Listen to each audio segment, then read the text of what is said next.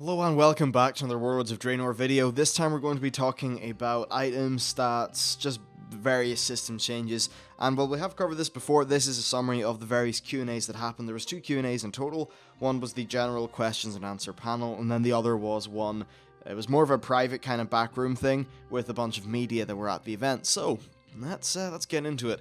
They said that the tertiary stats may be limited to a certain slot. So for example, you can only get speed and boots. And they will be rare enough so that by the time you can farm them, the progression races will be over. This means that it shouldn't have a massive impact on progression, which is nice because these things, like my initial reaction is that these are a really interesting and fun way of doing gear. But the problem is, what if they're just too good? What if they're too powerful? And what if they're game breaking? Well, if these are rare enough that you maybe only get a few a tier, and after quite a bit of farming, and they really just need to be more of a very rare thing that's also very fun, but something that over time probably every player will be able to get.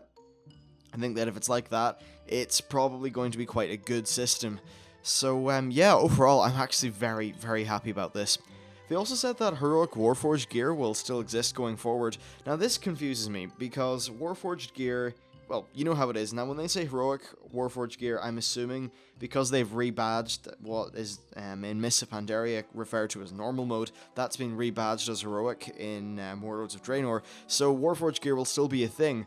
Now, what confuses me is we already have things like tertiary stats which can be added on gear, we already have sockets which are a gear bonus, so is this putting so many different bonuses on gear that it's meaning that gear is a little bit more expendable? Now this does make gear more exciting, but I suppose it just makes it there's a lot more random augments that you can find in gear. Does this promote farming? Lots of farming for gear? Does this promote lots of grinding through content?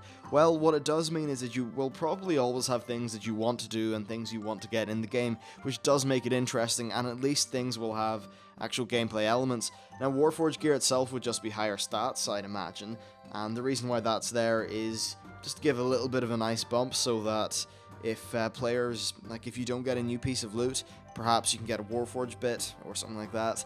Essentially, it's just to make it so that there's, I suppose, slightly more random fun going into regular raid drops. I'm not really too sure what I think about keeping Warforged in light of there also being tertiary stats and socket bonuses being slightly different. The thing is, like, you can just get a piece of regular gear that really won't be that good because, well, just because it doesn't have any of these augments, and with loot systems like EPGP, you won't want to spend your loot points on items that don't have augments, so I think that's a little bit strange. They also said that having best in slot items, currently it feels like a bit of a checklist. That's absolutely true. In fact, it is a checklist. And when things are mathematically the best, that's what people will go for. They said that in Warlords of Draenor, you will get your loot, but you also have a cooler version of the loot to look forward to after when things go on farm. Now, this is definitely true. And now, when I say cooler version, some of the examples that they gave for a cooler bit of gear do actually have some DPS or whatever implications. For example, there's lifesteal gear. There's gear that makes you better at AoE, there's gear that maybe means you take less AoE damage, things like that. That's, like, there will be best in slot bits of gear still. I suppose it's just the best in slot's now something that's very rare, and it can't be counted on, I guess. I don't know, it's a bit of a weird system, isn't it? Now, for racial balance, they said that it's going to be tuned again in Warlords of Draenor, trying to narrow the gap.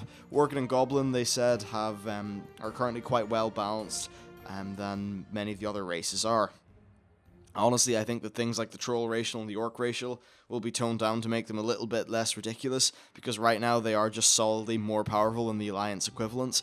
So, yeah, I'd say fair enough, rebalance the racials. I think more balance is always a good thing.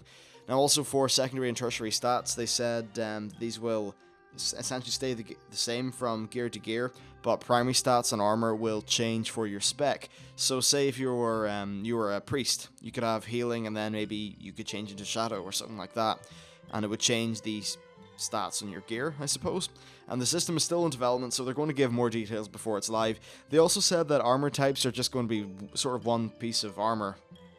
So instead of having, say, int plate and strength plate, the primary stat will change, so that if you're a paladin, you just have plate. And I think this actually makes very, very good sense. So the talent system will remain unchanged for the foreseeable future. Some talents need to be tweaked, but overall they're quite happy with the system. Now a lot of people were concerned that you're not getting a new talent every level, so it's a little bit strange. They are working that out by upgrading your current abilities and things like that as you level up through 90 to 100. Also, they said that the item squish is going to go live with 6.0. This will be a normalization of our numbers across the board, so your relative power levels and stuff like that will stay essentially the exact same as it has done, which is quite good. Basically, it just means more readable numbers. At the end of the day, doing 3,000 damage or 4,000 damage is a lot more manageable than doing 450,000 damage. Once there just gets to be so many zeros on the numbers, then it's just very hard to read, and the amount of numbers that we got in Mists of Pandaria are crazy. We went from doing 60,000 DPS in the first patch to doing, in some cases, over 300,000, which is definitely a massive increase.